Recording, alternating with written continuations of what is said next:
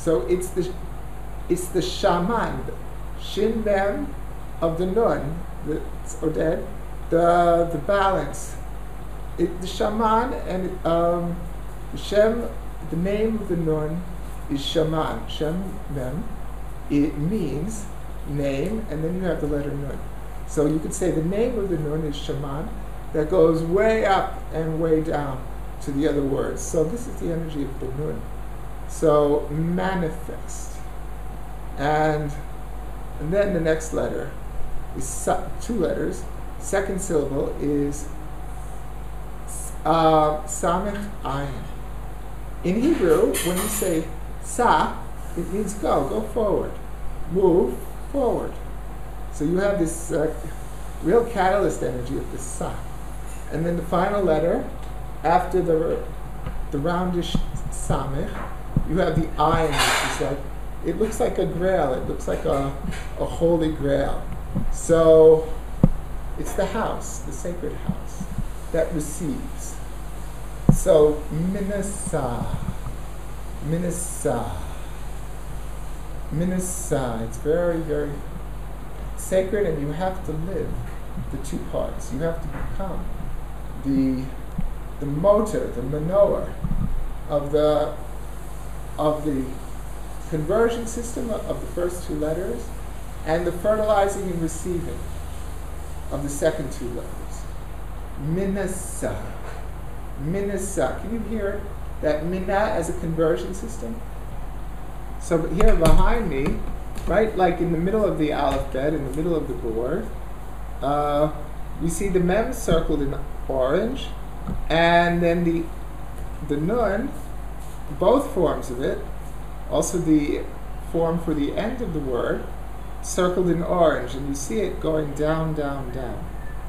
And that, the Shem of the nun, the shaman, Shem you could think of as certainly name, that's what it means, but name means like the fire, water, balance, essence.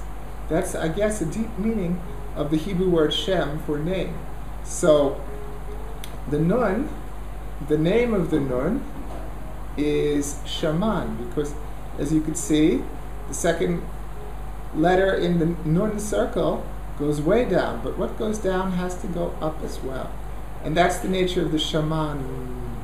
That N takes you in. And what goes in goes up, what goes down goes up.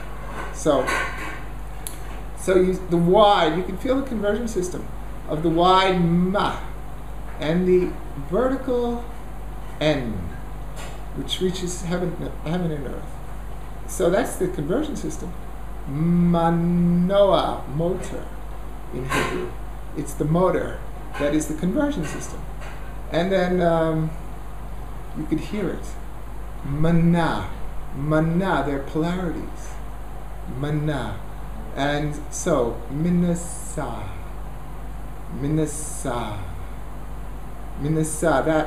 that sa, that S, offering the holy vessel, the holy grail. Like I said, the ayin is sort of in the shape of a vessel, a grail, and the holy energy of it.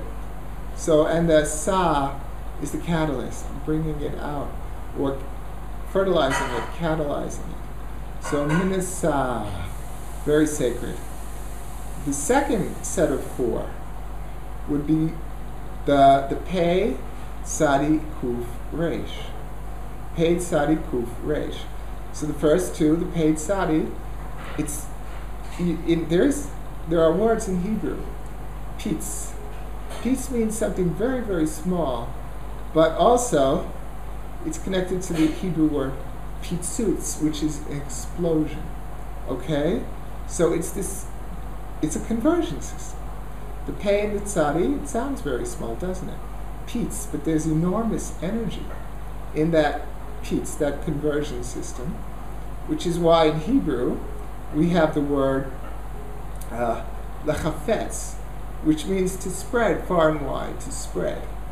The pei tzadi is a conversion system representing the point that spreads out, the tzadi energy. So, Pitz, and then the next two letters would be kara. Kara. So, kara in Hebrew means happen. You say in Hebrew, you hear it all the time. Ma kara. What happened? Kara means happen. It's also connecting to the English word car, which is a vehicle that takes us somewhere, and it's connected to the. There are a number of words connected with to care. It's another vehicle that takes us somewhere. To care about someone. So you could say Pitz kara, but I hear it as Pe sakara. Pe, that pow energy of Pitzus in Hebrew, explosion energy, power, and the tzadi. The tzadi is the 18th letter, which is life. It's a 9. It's about balance. It's about 9 is the word for life. That's a 9 as well. So Pe, the explosion, and from that explosion of the point, Pe sakara. Sakara is the tzadi. It's that balanced life energy, that charity energy of tzedakah. Pe, so from the Pitzutz, the explosion of the Pe, you have the tza, the balanced, maybe the whole light beings, created by God first, perhaps. The archangelic beings, the balanced tzedakah beings of charity and love. So Pe, Tza, Kara. After that Tza, the whole light beings were created, the angels. You have the Kara, which is a happening in the universe, in the different universes. So it's like a story of creation. Pe, Tza, Kara. To care. But there's something very interesting about the end of the Hebrew Alef Bet. Because that kara at the end of the second house is connected to the last two Hebrew letters of the third house. And the last two Hebrew letters are Shin Tav, which is Sa or Sha, and Ta. So if you connect the last four Hebrew letters, you get the word Christ, or Christ. So I finish the Alef Bet, the sounding of it, the chanting of it, in this way, Pe Sakarist, because it's Ka Ra Sa Ta, Christ. Not so much Christ, but Christ, like they say in the Vatican, Christos. So Pe Sakarist. Again, like the story of creation. From the whole light beings, from the pow, the point, the word point, by the way. From the word pow or point or pitzus, you get the tzadi, the whole light angelic beings, and then you get the karist. It's not an accident. I heard recently a teaching, where the karist, one of the reasons it's sacred is they are the first sounds pronounced in the universe. Don't know. Karist. And, well, what is a crystal? The word crystal is connected to Christ. There's a deep connection there. And at the end of the Alef Bet, the last four letters are Karist. It's a crystallization of what came before. Sort of the forming of the diamond. From the simple carbon. So, Pe Sakarist. And then in the keys it says that the disciple, the true disciple, he will never stop at the T, the end of the previous system.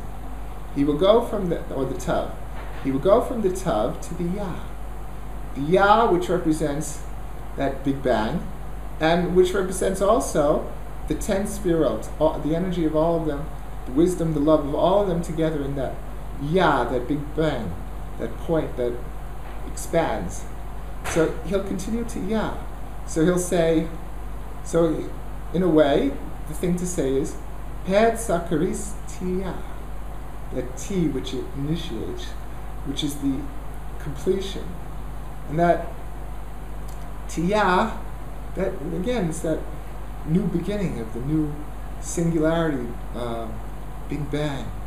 So, like this, Minisa Ped Sakaris Tia, Minisa Ped Sakaris Tia, Minisa Ped Sakaris Tia. And the key says they wear the Ya on their forehead, on their third eye. And that's where I feel it. It's like, yeah. So, again, Minisa Ped Sakaris Tia. And that Sakaris sounds like the Latin word Eucharist. And so, it's an amazing combination that has been coded. The Avgad Hoza Tichal Minisa Ped Sakaris Tia. Avgad Hoza Tichal Minisa Ped Sakaris Tia. Avgad Hoza Tichal Minisa Ped Sakaris Tia. The waves are different, and each one brings something different. The two waves. Here's the thing. All of this stuff, it's got to activate the heart, because the heart is the key. It's not to get intellectual and about gaining more knowledge or anything like that.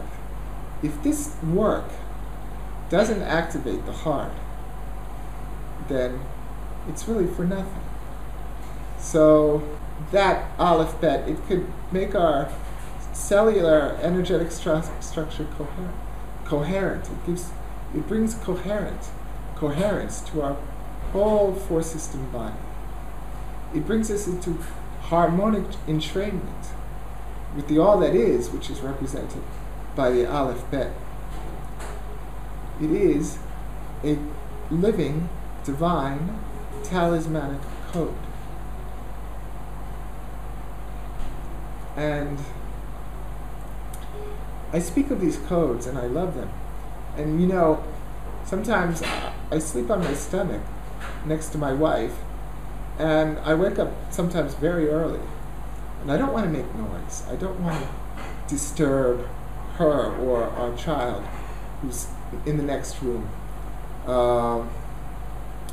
hearing everything. And so I'm on my stomach, and I could see it as being trapped. Oh, there's nothing I could do, nothing to read, no TV to watch, just to get through these hours. But I work, and I play, and I dance, and I become these sacred codes, these sacred divine talismans, and I merge with the essence energy that they are representing, the immaterial talismanic expression that are inside the material talismanic symbol or form. So, thank you. Avgad hozach ticha mansa pitz karashtia. Avgad hozach ticha mansa pitz karashtia. Avgad hozach ticha mansa pitz karashtia.